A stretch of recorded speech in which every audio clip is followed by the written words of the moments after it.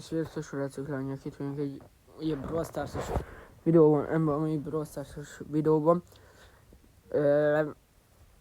Ez a part 2 a PESZ nyitogatásból. Itt most 2 akkunktól fogok, egyik a nagyobb, a másik meg a kisebb. Ezen csak 2 van, de a másikon meg már nem is tudom, valami 22, már nem is tudom, na mindegy. Ja, meg kinyitjuk ezt is, ezt a maradék ennyit. Na. Akkor kezdjük. 300, jó zigre. Plusz 10, jó. 115 gemünk van. Megnézzük, mennyire tudjuk megvenni. 60, jó. Akkor menjünk át a másik fiókomra. Itt is vagyunk. Na, itt még van Pro Pass-es. Azt is nyitogassuk.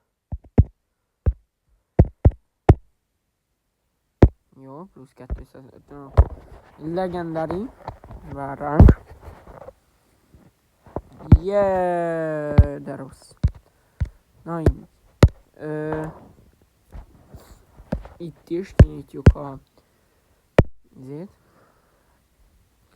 Én itt Drakóra gyűjtek. És akkor 25 darab. Akkor a sztárrapokat megint a végére hagyjuk.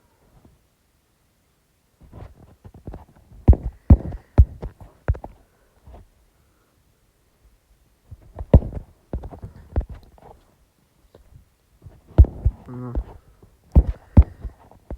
Azért jó, hogy most sok mindent be tudok szerezni.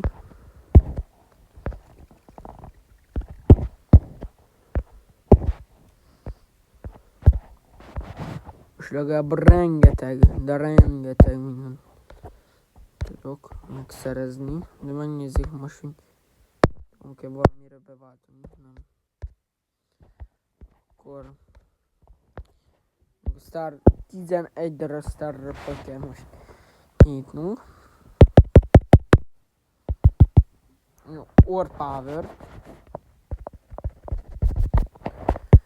Hát ez nem jó. 4 újas. Hát semmi.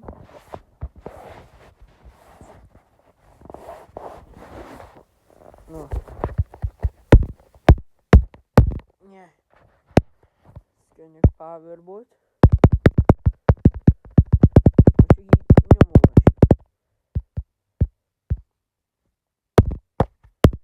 Na már. Most nem fogunk nyitni legendek. Nem már.